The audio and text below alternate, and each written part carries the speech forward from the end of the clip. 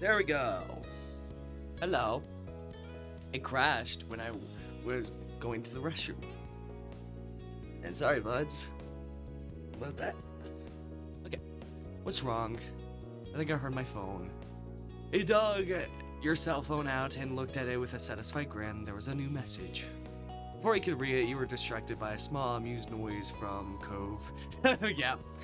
His head was slightly tilted to the side as he carefully looked at your old keychain. I can't believe you still have that.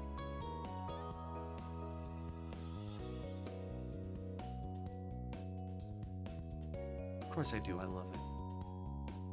You meant it. The intensity of your words had Cove blushing and looking away from you. Look at me! For a moment, you were both at a loss for words. You were sucked into remembering the day he bought it for you. Cove was the one who spoke up again. It's nice. I'm actually glad you like it. He looked back at you with a playful grin. Especially since it cost me a whole $6. It's like $30 in kids' money. His matter of fact tone had you laughing deeply. It took several moments to compose yourself enough to speak. I didn't realize that was going. I didn't realize that was the going rate. It was then. Probably be more now. You were trying to say that you're gonna be a big spender. In kid money, yes. I was definitely a high roller, remember? That had you both bursting into fits. Smiling, you were focused on the task at hand. Oh god, that's creepy. You opened the new text from Miranda, and all you saw was, I can see you. Immediately from where you stood, you start swiveling your head around. You couldn't spot a Miranda anywhere. But she did more than send you messages.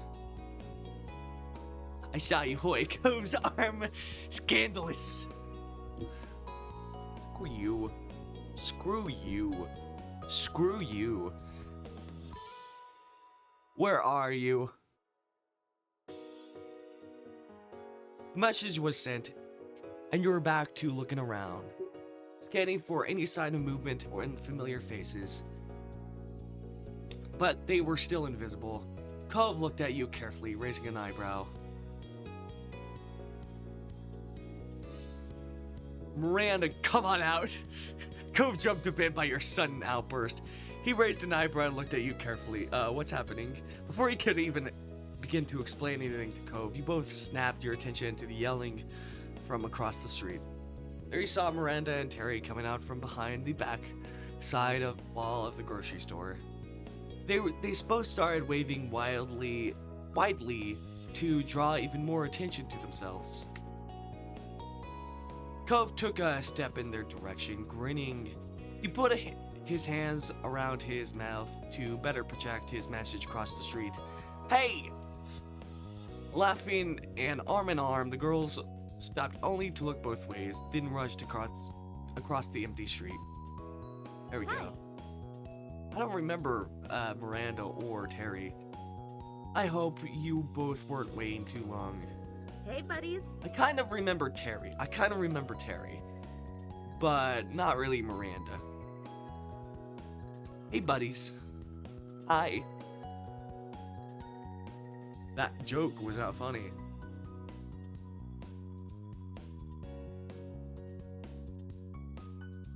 Hi. Let's just say hi. You were happy to see your friends. Their little tease on you was already long forgotten in your mind. Terry then closed the distance between her and Cove and crushed him in a painfully tight hug. You're finally here. It's been so long. What took you? He did his best to eke out a reply with his chest being compressed. Sorry. Eventually, she let him go. Terry looked at him with a beaming smile, but Cove was distracted, rubbing his arm. Standing there, Miranda shifted her weight to her other hip. She watched Cove patiently with a bashful smile. Welcome back. Thanks. It finally felt official. Everyone was together in one place. From here, you weren't sure how often you would have another afternoon like this again. They didn't either. So? Cove. Terry poked Cove square in the chest. Gonna have to get me your schedule by this time yesterday. No way. Not really possible, Terry. But I can say as soon as I know. So far, work hasn't said anything. I can tell you I'm busy with Orca activities. When Cove wasn't at his part-time job or pursuing athletic and academic interests, he volunteered for the Ocean Reservation California Affiliation, or Orca. The group focused on cleaning up beaches and removing pollution from the ocean. Cove always loved the sea. It didn't surprise you one bit when he started getting involved with them.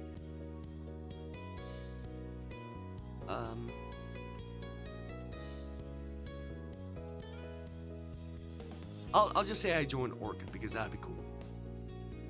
I would love that. Their big smash event for the year is coming up, right?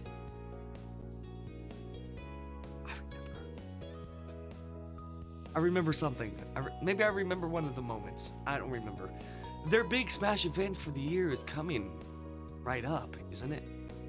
Yeah, there's not much more to do before then, but I'm looking forward to the fundraising push.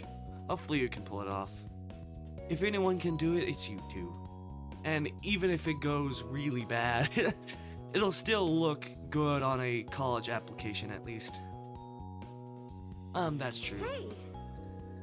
Hey, guess what else? We don't have to stand here and say stuff. Let's go. I would like a meal now. Perking up, Cove nodded in agreement. Yeah, I'm hungry. Time to head out. The four of you headed into town, happily chatting the whole way. The only decision left to make was where exactly to stop and eat. I know where. The rest of the afternoon evening passed by in a blink of an eye.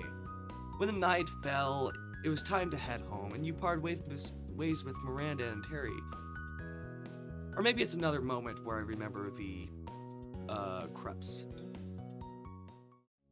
You and Cove reached your neighborhood without event. It was late enough that your out-of-the-way street was dark and silent.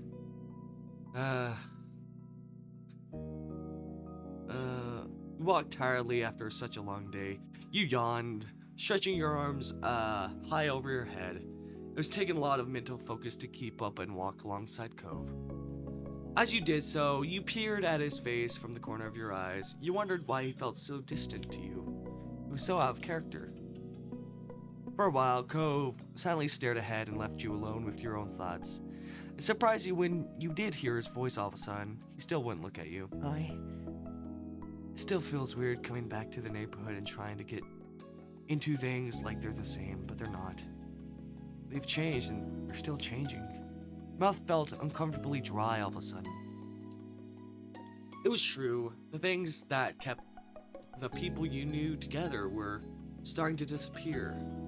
Each people had their own priorities and their own path now that it wasn't set for them.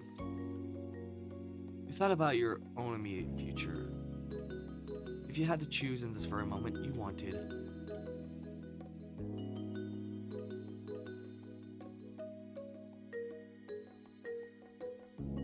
to focus on a time that's not school or work. That's the basics.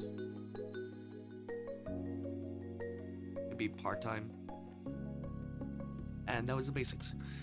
For your career, you thought you'd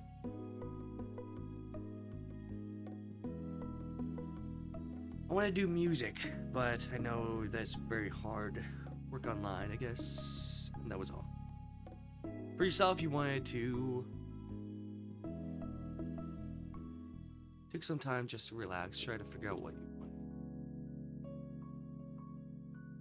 And that was all. And for that, you wanted to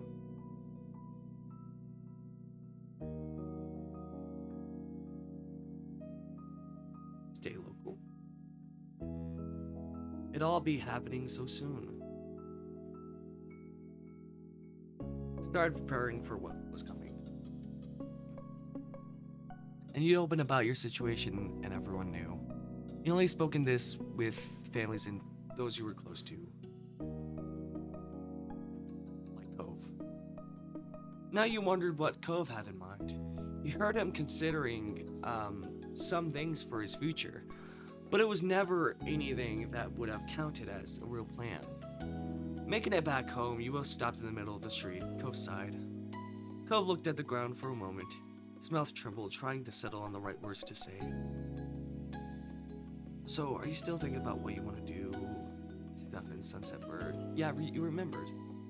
Cove closed his eyes and nodded while he composed his thoughts. He looked at you and while lifting his head. I decided on something, well, kind of. He smiled slightly and rubbed his arms, then his expression grew more serious.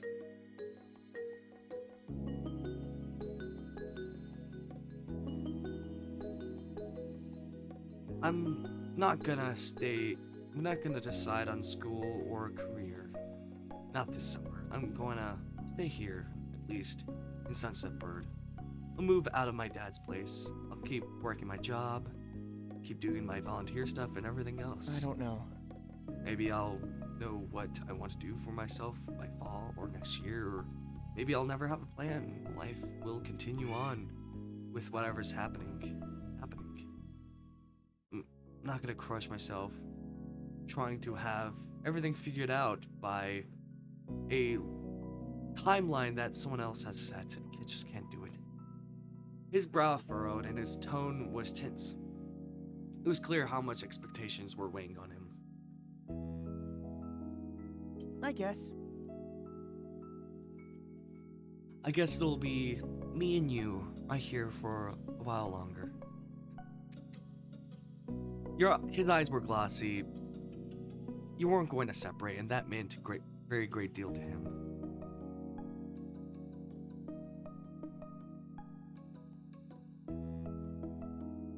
You were glad that the two of you would be in Sunset Bird together. Elated, you smiled. Cove looked relieved that you were happy with this turn of events. I'll see you tomorrow, Snow. I'm already looking forward to it. Night. He pulled you into an unexpected hug and knocked the breath out of you. Yet, it couldn't have been a more reassuring feeling.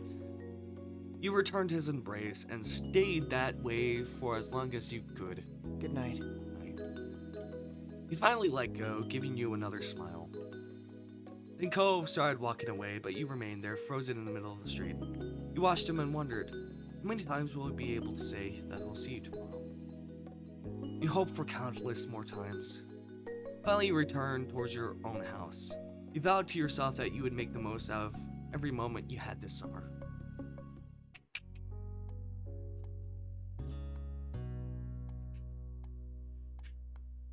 Okay, I know which moment is gonna be hard to do. Mentally.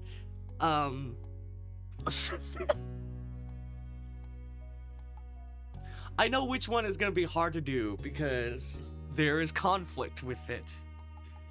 So, we're gonna take a little break so you can get yourself prepared for it. And I can get myself prepared for it too.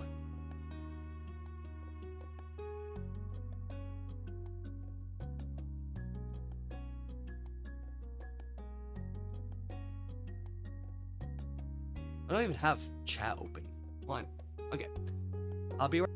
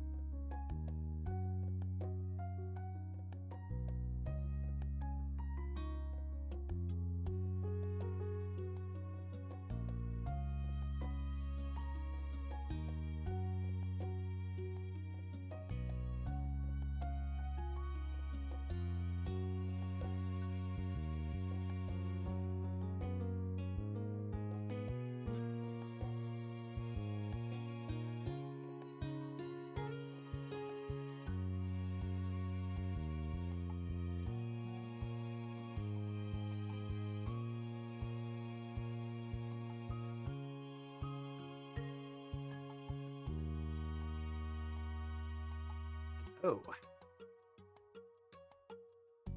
I am back. And we are...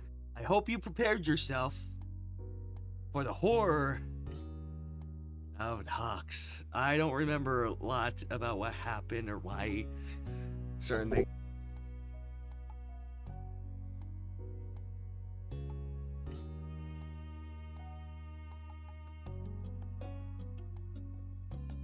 Oh. Hello, sorry. Don't know how my audio cut out. This is Talks. And this has conflict. So if you don't want that, yeah, I hope you prepared yourself. If not, sorry. Sorry. I'm just doing this first so we get out of the way. Another placid summer day was drifting by. Your daydreams were chasing each other, none sticking around long enough to become a firm plan. But you really didn't mind that right now. A tapping worked its way into those dreams. More focused, you realized it was coming from your window. A grin popped on your face as though it had been waiting all day for this moment. I forgot what it is. I forgot what happened. I don't want to do this. I know we could skip it, but I know a lot of people might be like, oh, you have to do this. I don't know. Should we skip it? I'm not going to. Heading to the window, you can see Cove outside. His habit of climbing this way really was a true Coveism. He'd rather scale your house than wait the couple extra minutes for you to come down. You held out a hand to him. You offered Cove a hand to help him once he was mostly inside. He took it to help steady the last bit of his entrance. But considering how many times he'd done it, he'd done this, he'd hardly need the help. He hardly needed the help. Sorry, I'm just waiting for the anxiety. Hey, Snow. Stop. Welcome home. You think my mom should invest in some bigger windows? Cove laughed at that and took one last look at his exclusive entrance. He hummed with a teasing look on his face. It'd make my life easier, that's for sure. Cove's voice came out quietly, with a strangely pleased smile on his face. Did something happen? Cove opened his mouth to answer, only to have your phone ringing cut him off. You both turned to where it rested, a little further on your bed. It's still face down, you couldn't tell who was calling. It's okay. Your attention shot back to Cove. He smiled at you awkwardly. Don't worry about it. Go check it. It could be important. I'll wait. Thanks. He shuffled forward to scoop the little noisemaker into your hand. He flipped it over to check the caller ID. It's Miranda. Oh, you should answer it. I want to say hi too. With a nod, you accepted the call and set it to speaker. Hi, Miranda. Hi. There's something off about her tone. Oh, Cove met your gaze. You could see the same confusion in his expression. Have you heard from Terry? Did you hear her about her from Cove? No, she hasn't called me, but Cove is here with me right now. Hey. Oh, hi, Cove. What were you going to say? He shook his head no, before realizing it wasn't a good enough answer when one person couldn't actually see it. No, Taryn hasn't called me either today. Something wrong? At that, Miranda couldn't hold herself together any longer. The muffled sobs from the other side of the line were unmistakable. Terry doesn't like me anymore. If she ever did. What? That doesn't sound right. Probably her best friend out of all of us. Yeah, why do you think that? She sniffled. And there was a pause as you could hear her shift the phone to her other hand. Terry was here the other night watching movies with me. We were up super late. She realized her parents probably went to bed, so they couldn't pick her up. My mom and dad were definitely asleep then. Dad worked so late. I tried telling her it was okay to spend the night and she could text her parents what happened, but Terry didn't really want to. Okay. You glanced at Cove. He looked equally unsure as you about where this story was going. He didn't sound like a friendship ending situation. Suggested things to make it easier if she was nervous. Like she could sleep by herself in my room while I stayed somewhere else. Yeah. And I said we didn't have to sleep at all. We could just watch more movies until our parents woke up. I wouldn't have minded. I know not everyone can do sleepovers, but Terry wouldn't tell me what was wrong or what I could do to help.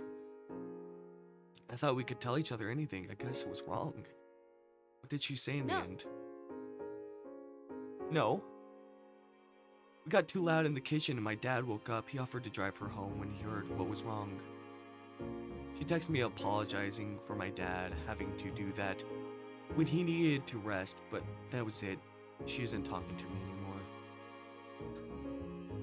I could hear every bit of the tears, heartbreak in Miranda's voice. This continued to be a shock for your neighbor, but Cove recovered and spoke gently out. So, I mean, there's no way Tara wanted to make you feel this bad, or that she's just done with her friendship because of this. Miranda's sniffling continued. He hoped she had plenty of tissues. Ooh. It'll be okay. I'll just comfort. It had to be. You couldn't imagine any alternative.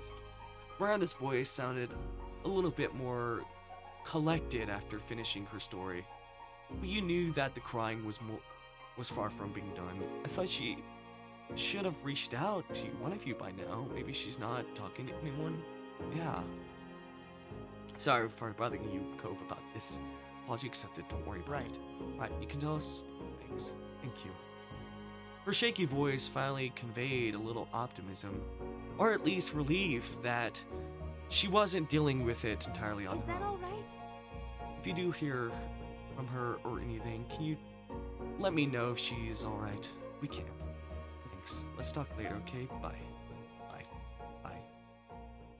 It didn't really seem like an extremely productive point to end the call. Though you weren't sure where to go from here. Looking at Cove, his face seemed at loss as yours. With no alternative, you hung up and put your phone back on your bed. Cove crossed his arms, a frown creasing his face. He began to pace the length of your room, clearly trying to put the pieces together in his head. A way that made sense.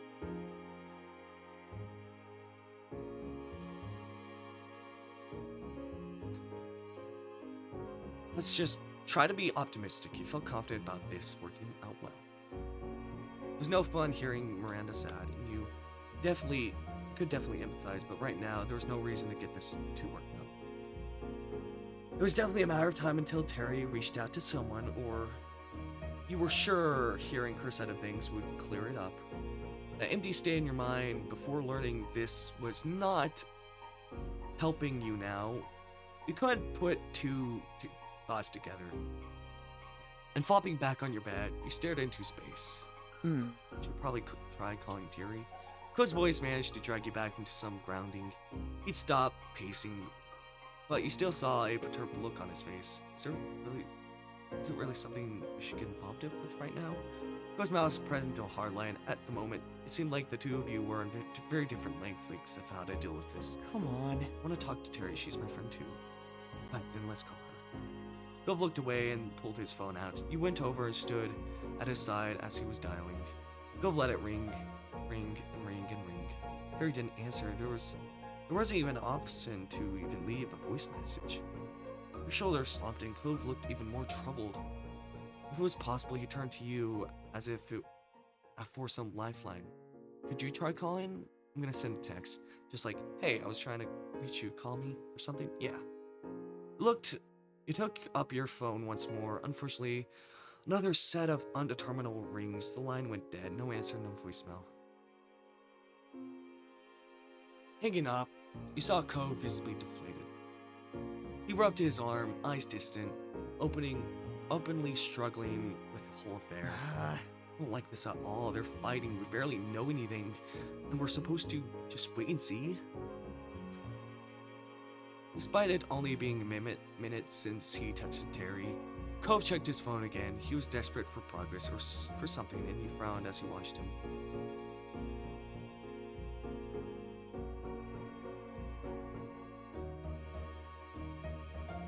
I don't know. Hey, we need to try and relax, okay? Everything's gonna be okay. Cove stared hard at the screen as though he was trying to will a new message to appear. As your words sank in, his gaze slid over towards you. Just a little bit, come on, open yourself up. Cove, closing his eyes, he took a deep breath, releasing it slowly. It wasn't much, but you could see him ease up slightly. You're probably right. Cove was still gripping his phone with both hands, as though it might fly away if you let it go. He looked to you with almost painful earnestness. Should we? Well, What do you want to say if we do hear from one of them? His pacing resumed as he attempted to answer his own question. We should probably tell them to talk to each other instead of only us, maybe? He slowly came to a halt, like a gear winding down.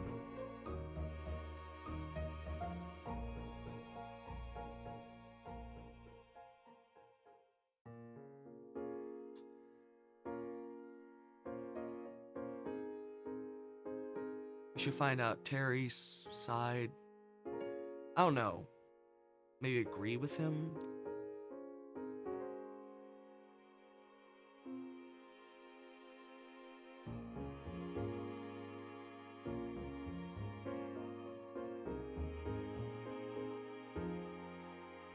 I don't know. I guess we'll find out Terry's side. Nothing could be done until you knew what she thought of this. That much was certain. Cove nodded slightly in agreement. For several minutes, you both remained there in silence, drowning in your thoughts. Eventually, Cove turned around. I'm gonna text Terry that we already know what's going on. Maybe she'll have an easier time talking to us because she won't have to pretend or explain.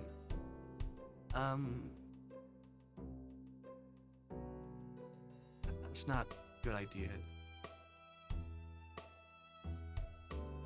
I don't think it's a good idea, but Cove's mouth turned down. You could see the grip on his phone tying out of the corner of your eye. You wondered if he was even aware of it. Why not? Would she want to hear what we know about that? If Terry wants to hear the story, she'll tell us herself. But what if she doesn't? Then we respect her privacy, that's what. Oh god, you have to stop wherever this is. Oh, that's not a great thing to say. Cove's eyes narrowed into sharp slits. A look that was almost unheard of for him to direct at you. His tone was equally as cutting. Is that what you want us?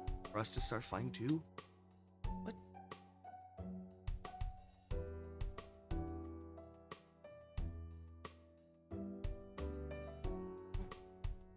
No, I don't. What the hell, man? What the hell? If this has been an argument as mine, you throw in the towel any time. Try speaking in as soothing way as possible. I don't want any fighting. Why do you want that?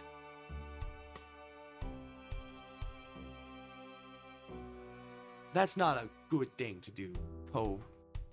Don't be an asshole right now. Fucking sorry. I'm getting pissed. I'm sorry. For a moment, Cove closed his eyes and took a deep breath. A little bit of tension in his shoulders relaxed. sorry. For him making things difficult. You offered him a small, reassuring smile. He put his phone away to try making amends. It's like, why are you trying to make fighting happen, Cove? Just put your phone away. Try to relax. I know, it's kind of irritating to have friends fight and you really don't know what to do, but trying to start a fight with your boyfriend is not needed. You offered him a small reassuring smile. He put his phone away to try making amends. You still want to wait together? See if they try to talk to either of us again? Of course, I don't want you to leave unless you want to. Silence stretched on for what felt like hours, but it wasn't long before there was a knock at your bedroom door and Mom peeked in. I just want to check up on you. Oh, Cove, when did you get here? When she saw you were there, she opened the door all the way. Ma was standing there as well. She slipped past her wife to come inside your space. What's going on? We're okay. It's just, Miranda called earlier, she and Terry are fighting. But none of us know what's going on with Terry. Your mom exchanged a meaningful look, though its meaning was lost on you. I'm so sorry. It's too bad. Is there any... Sorry there's trouble between your friends, sweetie. Is there anything we can do to help? Out of the corner of your eye, you saw Cove rub his arm awkwardly, unable to add anything. No, we're just waiting to see if Terry calls or texts, or if Miranda does. Well, at least you can take your mind off things while you're waiting. Yeah. Another great idea, Lonnie. We can get the whole gang together for some quality time. Yes, it'll be wonderful. I'll go to see what Liz is up to right now. Excited, she fluttered a few steps away, then stopped. She pivoted on her heels and raised a single finger, flashing a big smile at It's Cove. no trouble. And of course, Cliff will be welcome too. Knowing your family was always there for you, that couldn't be underestimated. In fact, it meant everything to you that your moms cared so much. Thanks, Mom. Just like, I don't know why Cove was trying to like pick a fight with us. Just like, why are you trying to be an asshole, man? Trying to figure this situation out and you're just trying to pick a fight. It's not like you. It's not a Cove thing to do. Ugh.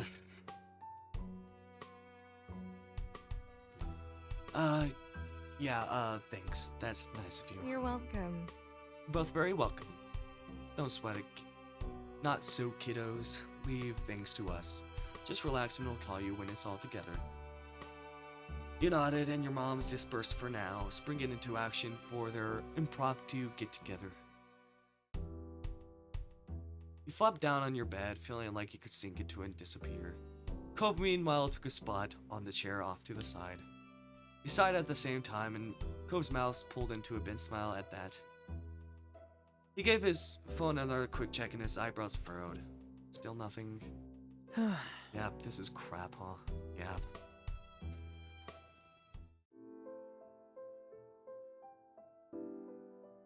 Cove chewed the inside of his cheek, as if to mimic the stress that was clearly eating away at him.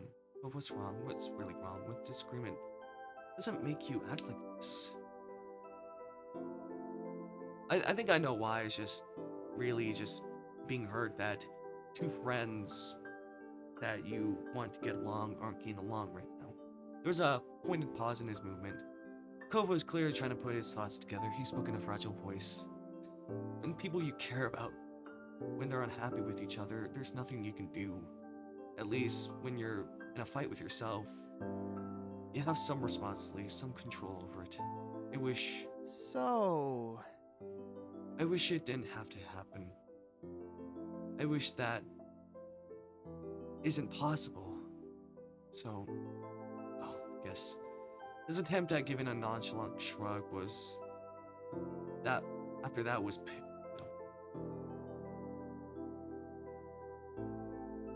that makes me feel horrible too. In your lap, your hands momentarily curled into fists. This kind of powerlessness wore you down. You looked to Cove and were reassured by his understanding nod. There was a question you had to ask. Is it because of what happened with your parents?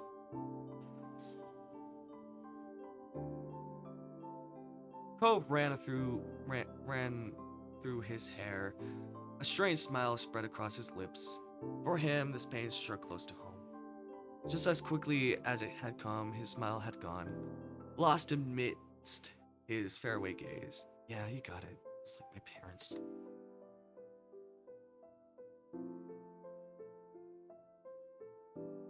Despite knowing him for so many years, Cove had never spoken of the years before he moved to Sunset Bird.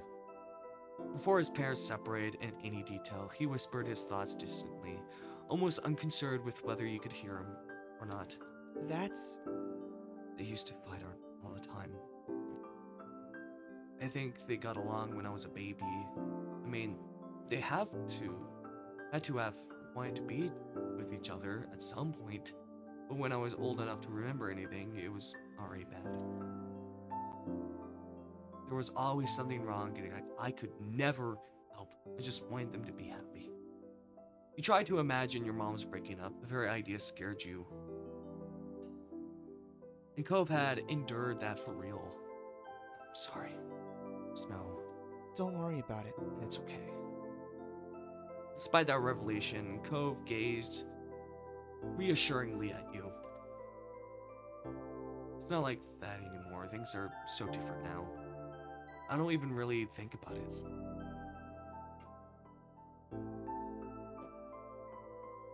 Again, the sorrow reasserted itself. When he continued, you could barely hear him.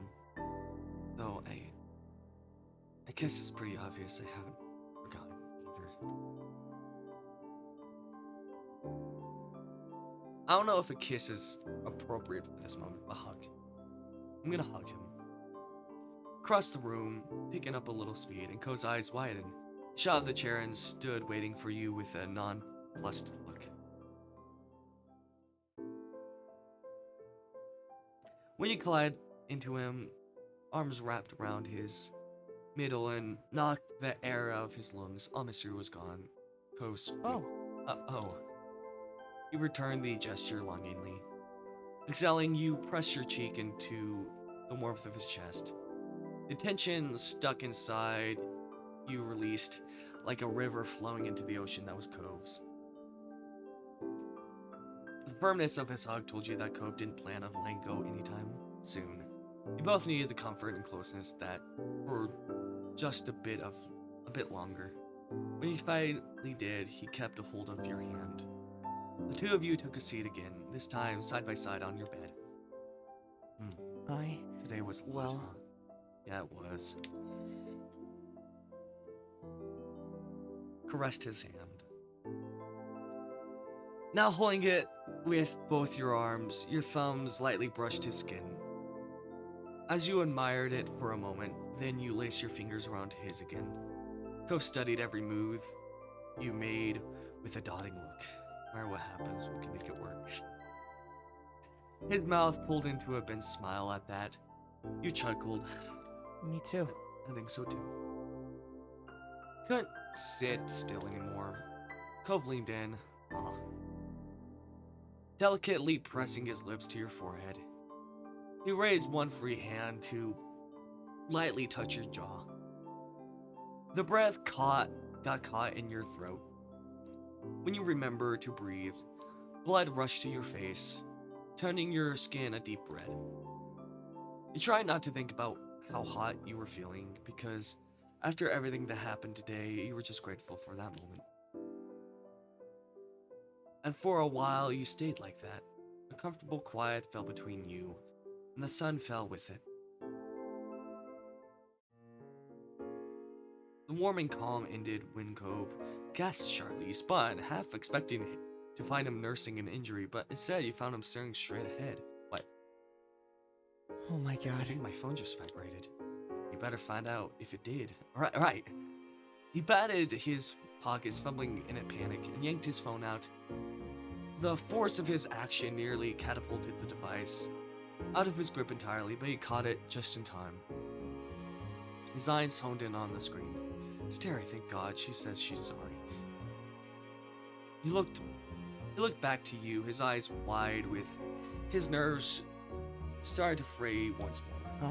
What should I say? Tell her to call us. Okay. He flashed you a shaky smile as you began to type. You suspected that he'd had similar thoughts to himself, but wanted the reassurance for a second opinion. Cove's phone buzzed nearly as soon as the message was sent.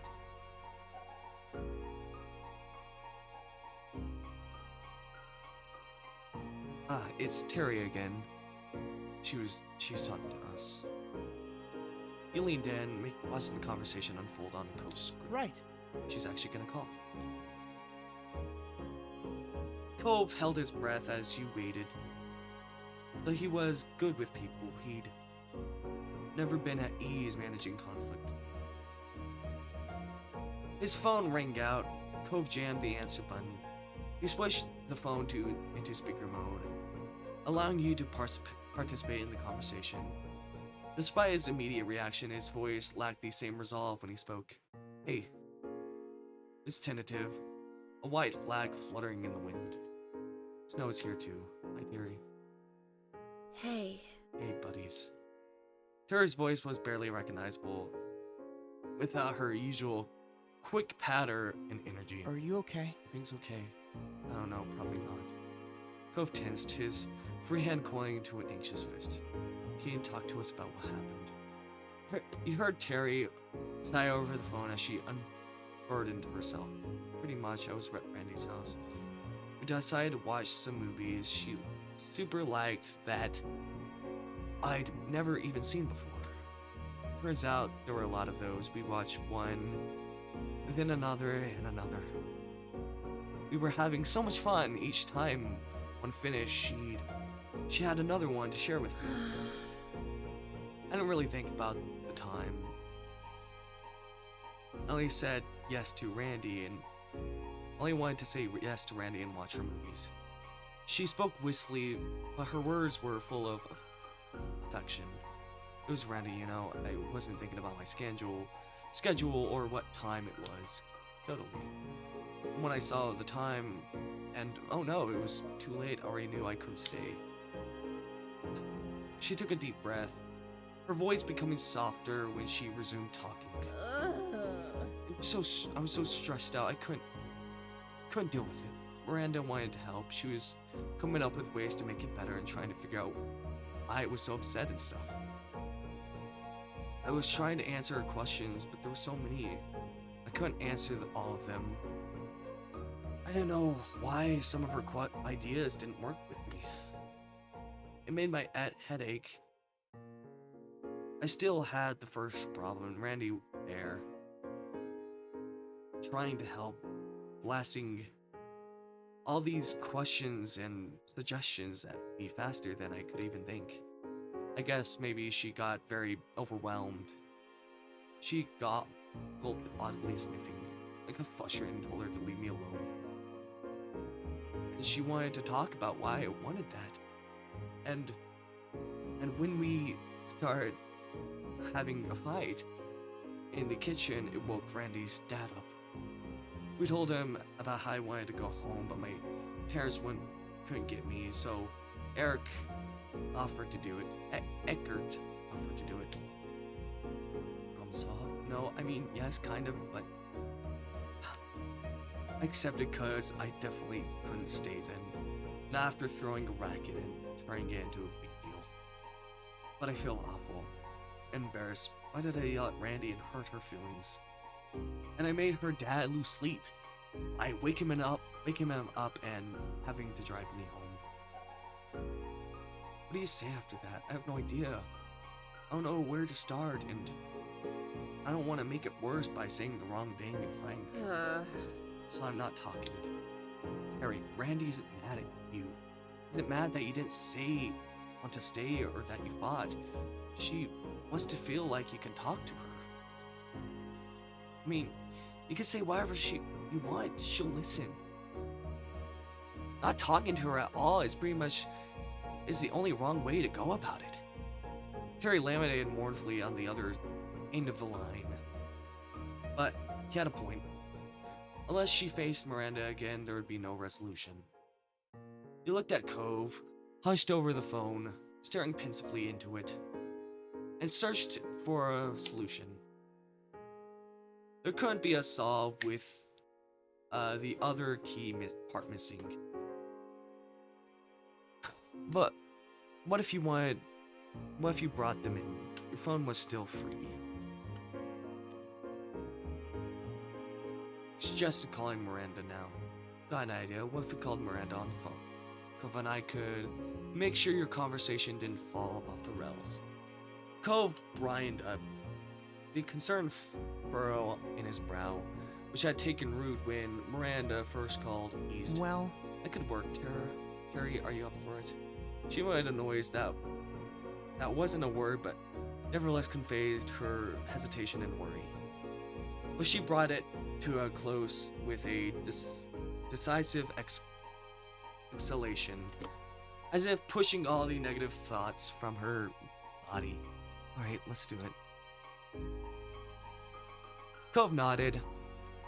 Now that you received the approval from everyone, you pulled out your phone and called Miranda. You set it to speaker. What the hell did I press? I don't remember. I don't know what I pressed. Screenshot. Oh, okay. You set it to speaker and waited for her to pick up. Luckily, she did. Hi. Hey, Snow.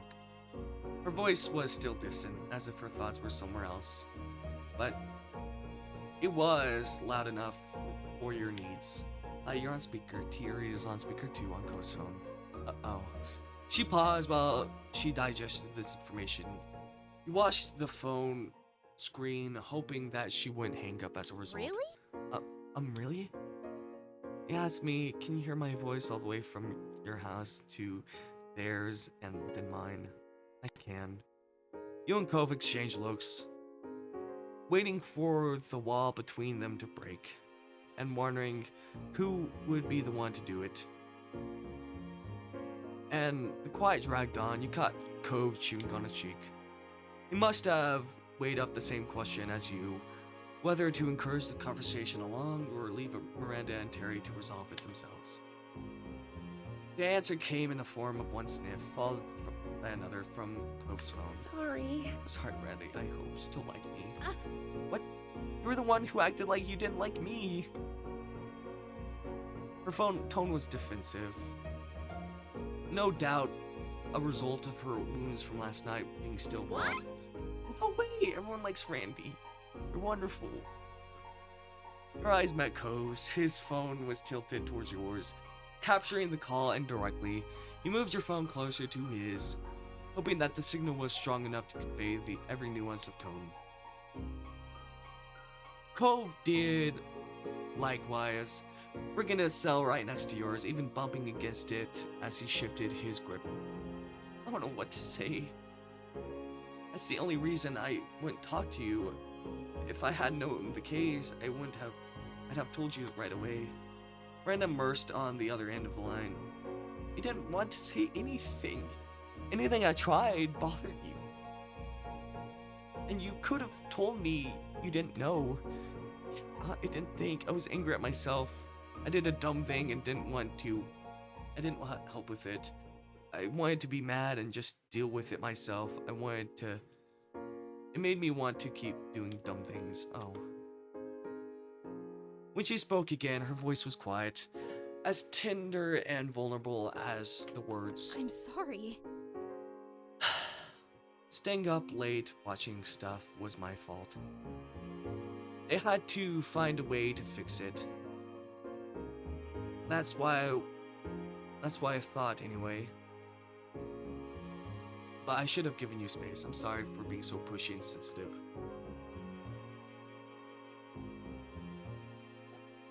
Hardly. Miranda Eckert having a flaw. I've never heard such a crazy thing. Miranda let out a ghost of a giggle. Cove cleared his throat. Maybe you should call each other now. Oh, sorry. Sure. Can do. Thanks for giving me the kick in the butt to do this already. Randy Mandy, I'm gonna call you right now. Bye, Snow and Cove. She hung up after squeezing in another quick bye, not giving you or Cove room to respond in kind. Miranda laughed, and the nose tickling gently like wind chimes in a summer breeze. You're really Thank you for nice. listening. I gotta hang up now, and so I can answer Terry's call. Bye. Bye, and good luck. Bye, you got this. Miranda hung up, still chuckling softly as your calls ended. The room felt emptier without the voices in it.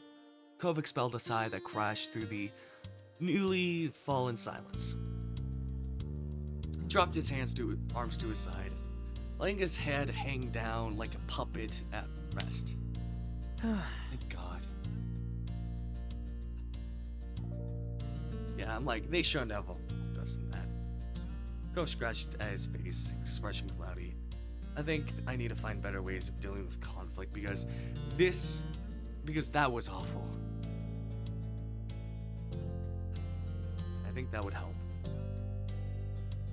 Cove merely meekly smiled as he rubbed at his eyes. Weariness creeped over him and mumbled his next words. We can talk about it another day. Conflict resolution methods. Huh? Oh no, forget it. Your eyebrows rose and then a light bulb went off in your head. Oh, before Miranda called, didn't you say there was something you wanted to say? Cove's original visit had been thrown off. Kilter thought it was a struggle to wind your memory back to when he first turned up. Now that you did, you remembered that he'd been perky when he arrived this afternoon. Or was it good news? Cove brushed his hands against his now folded arms shyly. Well, yeah, maybe.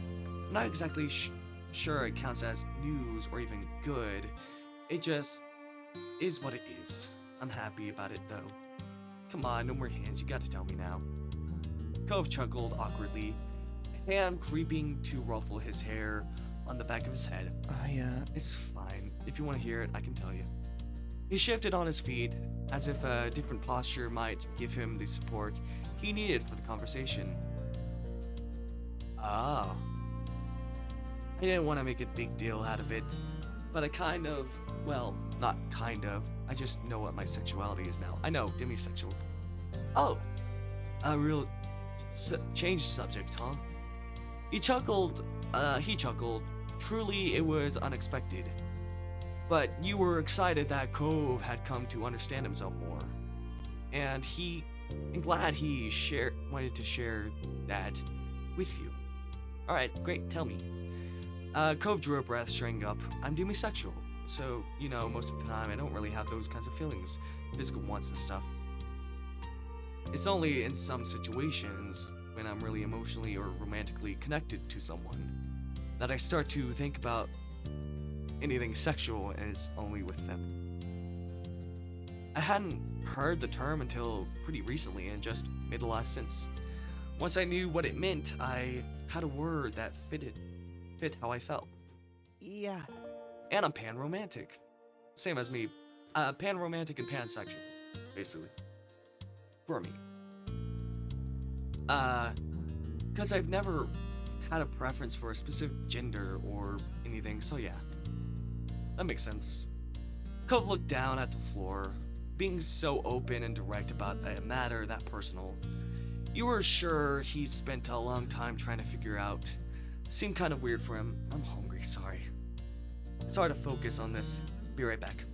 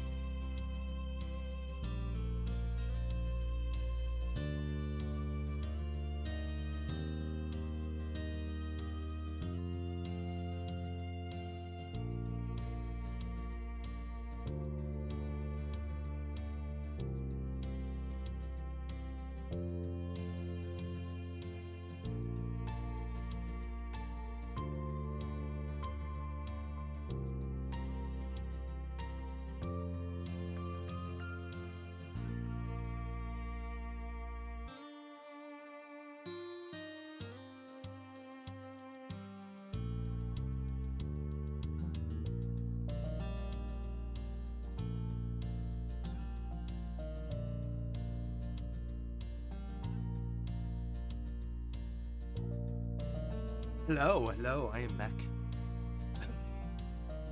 I was really hungry. I don't know why I didn't eat. I ate, but just line, a bit long. Oh wait, my camera's not on. Hold on.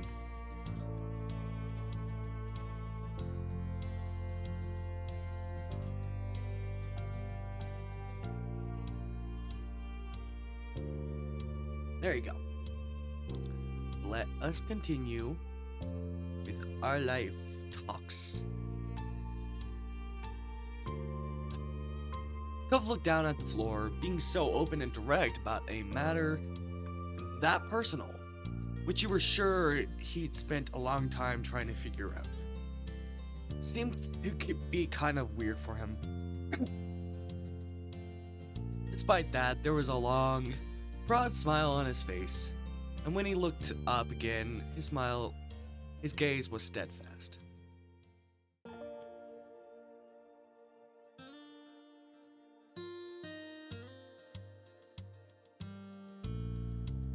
Like, yeah, I didn't felt proud, boss. So, yeah, have I ever pushed you or made you feel good? Cove shook his head easily. No, I overthink things. I get embarrassed about stuff, but you know how I am. When I actually don't want to do something, it's pretty hard to make me. That was definitely true with Cove. He had proven many times over the years that he wasn't afraid to dig into his heels. I like what we do together, so, you know, I'd be glad if that didn't stop.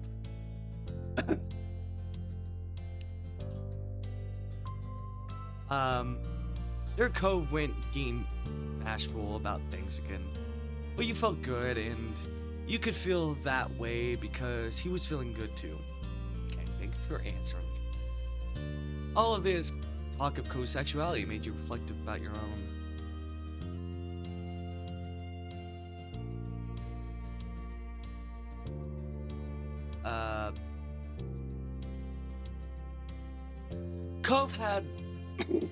Cove had known for years now.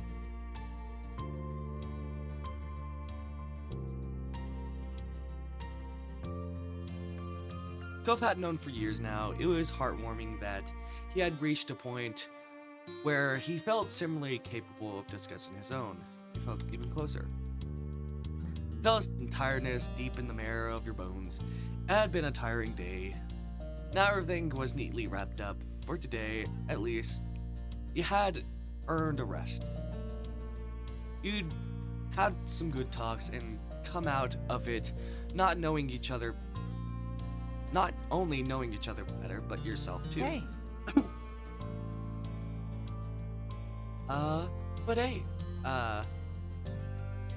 We should probably head downstairs if your moms still want everyone to get together. Yeah, that's right.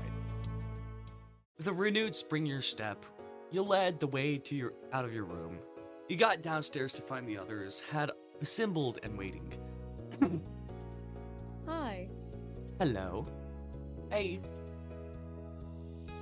Good to see you both. Hey! Hi, here we were, trying to corral everyone into a group, but the two of you were already upstairs this whole time. Of course we were together. You paid Snow to stick with me, or did you forget? Oh! That statement was meaningless to your family, who looked at each other for answers in vain. Ooh. They don't know? Oh, that's fucked. They're like, what? Mr. Holden, who got the message loud and clear, seemed embarrassed. He chuckled nervously, rubbing the back of his neck. Ouch, son. Always know when to remind me of that one. I can't let you live it down yet. Can we exactly hear what this secret is?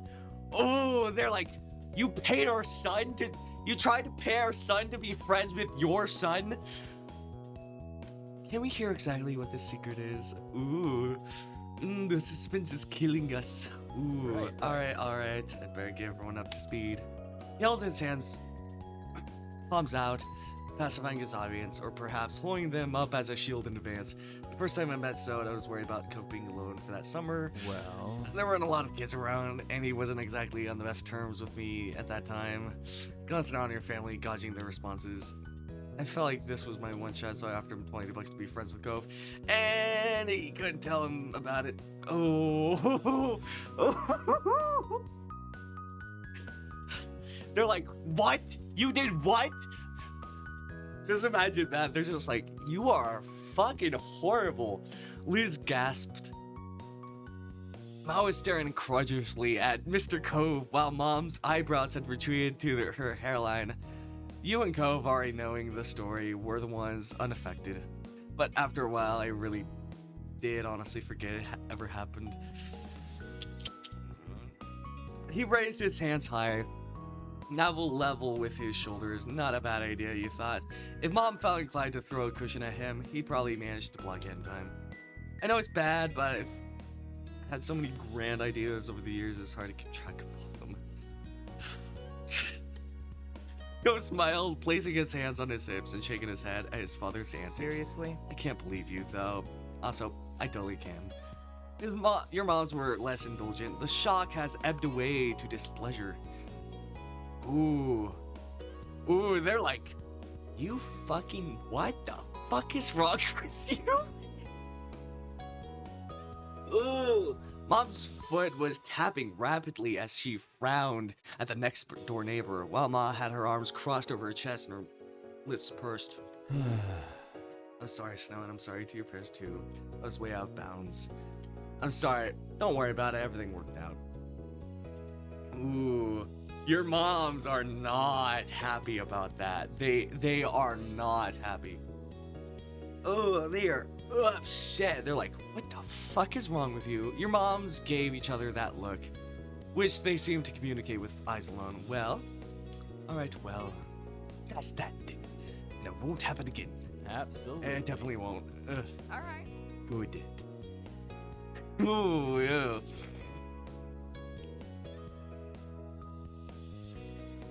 Like, that being when we were 10, and it's been like 8 years later, and they're just now finding that out. Like, yeah, he did a shitty father thing. He's already had a lot to deal with, and he had to answer for his consequences when I told Cove about it when, that summer when he arrived. Oh, it's a little surprising that they were letting him off the hook. But on the other hand, it was a long time ago now. And you were sure your moms remembered those painfully earlier days of Cove's arrival too. Mr. Holden wasn't a potentially bad influence anymore, so a lecture would be pretty moot. Instead, your mom gave him a lenient smile. In that case, Oh, Ma did not look happy. Ma did not look happy. They looked upset. Like they're about to rip into him. in that case, Now that it's settled, why don't we find something to do? He had to answer for his actions again. It's like, yeah, you did a shitty father thing, and now you're being having to answer for it again. Nods of agreement cascaded through the group, and a couple waves at the suggestion. Mr. Holden's shoulders slumped with the release of tension. He brought his hands down, tucking them away into his pockets. How about a card? There was a murmur of interest from the others.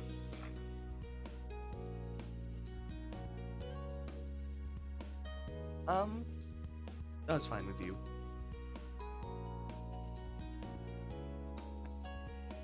Oh, yeah. We know about Mr. Holden, and do you know the Holden family's enthusiasm for gambling? Especially with card games. We know about that. Most of the group was eager to play, but Mr. Holden was demurring. Nah. I think I'll sit this one out. Oh, what? Where's the fun in that? Join in. We're not too angry with you. Yes, and I know there's a lot of people. We can make it work. Mr. Holden shrunk into himself, embarrassed by their attention.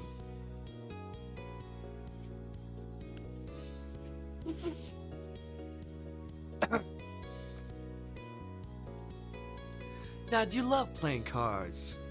We do it at our house all the time. Yeah, I wonder why.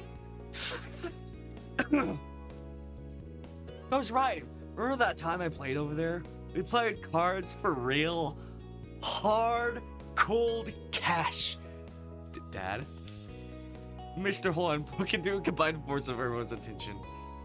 Snow and Cove, you're adults now. You deserve to know the truth. I used to throw the card games so you could win.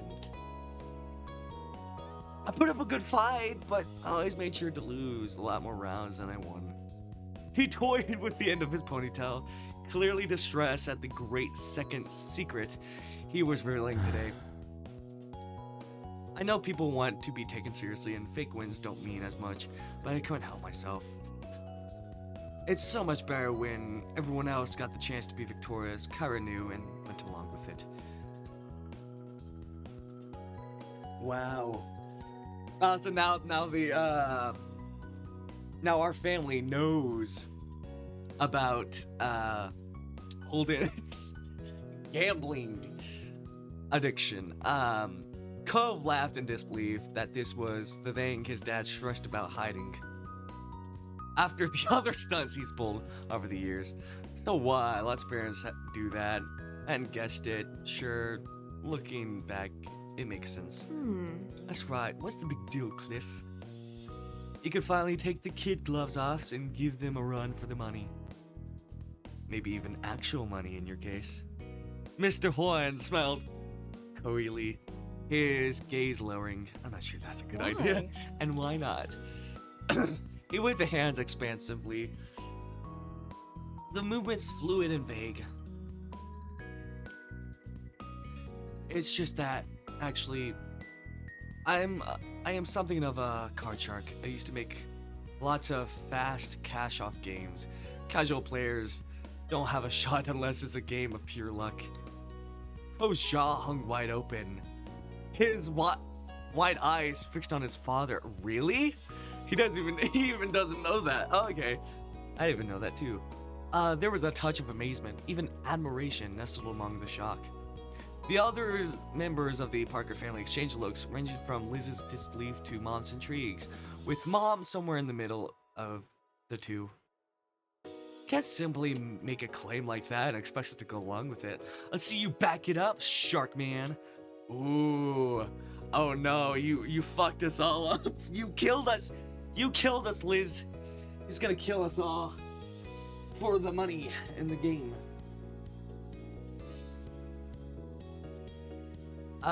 Mr. Holden gave her a crooked smile, his demureness quickly being replaced by a confidence that was someone very skilled or very misguided. You sure about that? Definitely. We gotta see this so-called non-casual player in action. Well, I might be able. Though who knows? Maybe I've gotten rusty. His coyness continued to rile the gang up, and he was getting a kick out of it now. Please? Come on, please. Alright, I can dust off the old tricks. Don't go easy on us. Cove beamed at his father while Mom clasped Mr. Holden on the back. Liz darted off to get the deck of cards while the rest of you settled in for the game. Hands were dealt. Mr. Holden wasted no time proving his words true, wiping the floor with all of you. We played several rounds, even switching games, but none of you were a match for him. That was how the alliance came to be forged. The rest of you joined forces against Mr. Holden only, just trying to increase the odds of beating him. With your combined efforts, you pulled out a few victories, yet it was still a challenge. He was clearly a professional. If these were his skills now, rusty with disuse, you couldn't even imagine what a deadly opponent he had been in the past. Despite that, you still had fun. Working cooperatively actually fostered a sense of camaraderie with the others. Mr. Holden didn't appear fazed by the strategy. He actually wondered whether the increased challenge made it more interesting for him. You spent the rest of the afternoon together with your family and the Holdens, having fun. It was an interesting evening for sure, with many discoveries for everyone. It was freeing, and yet simultaneously you felt more tied together than you had been before. There you go. Very long moment.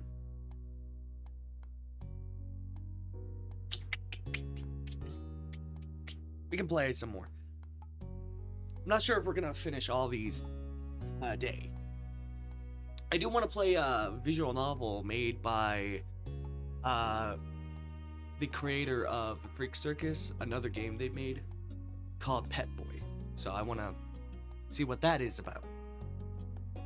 I even know they had another one.